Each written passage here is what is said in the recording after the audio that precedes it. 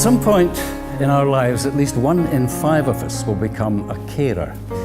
And Crossroads Caring Scotland provides support for these carers by providing short breaks in their own home. And I'm very happy to support Crossroads Caring Scotland and all the fine work that it does.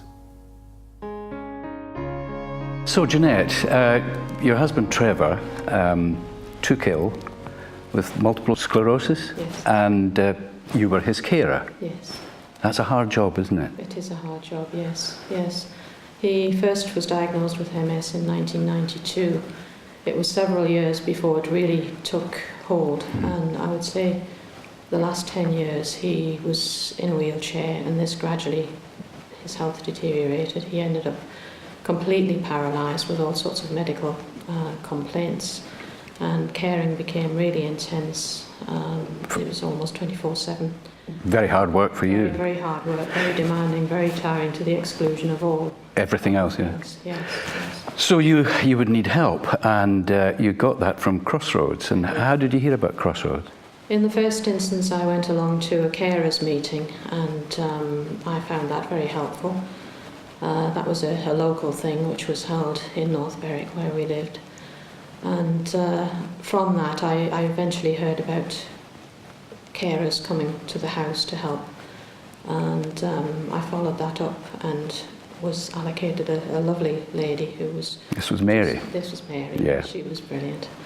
And she got on very well with both yourself and your husband Trevor too, didn't she? Indeed, and she was able to help us in all sorts of ways. Her skills as a typist and as an admin person enabled her to do complex correspondence and letters. Because Trevor was still pretty sharp mentally, wasn't he? He was very sharp, yes. He'd been a chief officer in a local authority and various other organisations, and very frustrating for him because he was still very mentally able, but unfortunately physically couldn't do things for himself. So when Mary came from Crossroads to help you, that would obviously lift the load on yourself and give you some free time. It did indeed. To follow your own desires at that time, which you did, yes. Didn't you? You went and got qualifications. Well, I went back to college and did a City and Guilds course for 4 years, but that was mainly before Trevor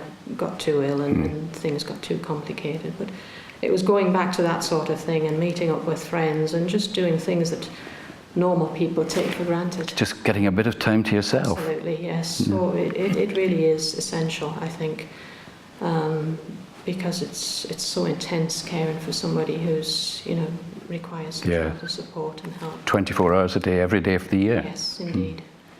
So when you heard about Crossroads and the fine work they do all over Scotland, are you spreading the news? I certainly am, yes. Yeah. Yes, I can't speak too highly of them. I think they're a wonderful organisation. It's just amazing what they do. Now sadly Trevor died in 2010. Correct. So you go from one intense period to suddenly nothing. Absolutely, yes. So did you get any bereavement counselling? I didn't at that time, no. No support? No support. And I think this is one of the sad things when you not only lost a partner, a lifetime partner, you've also lost a way of life because it's been so intense with so many people, health people coming in, and suddenly all that's gone, and it's gone from mayhem to total silence. Yes. And you're left, to pick up the pieces and to try and...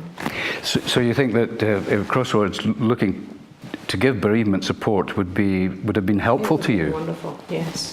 Just 2 or 3 visits even would have, from someone who understood the complexities and the situation and would have empathy with what had been going on.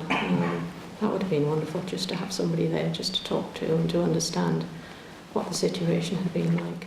Well, hopefully Crossroads will be able to supply that at some point in the future. Yes, that would be lovely. Yes. Thank you, Jeanette.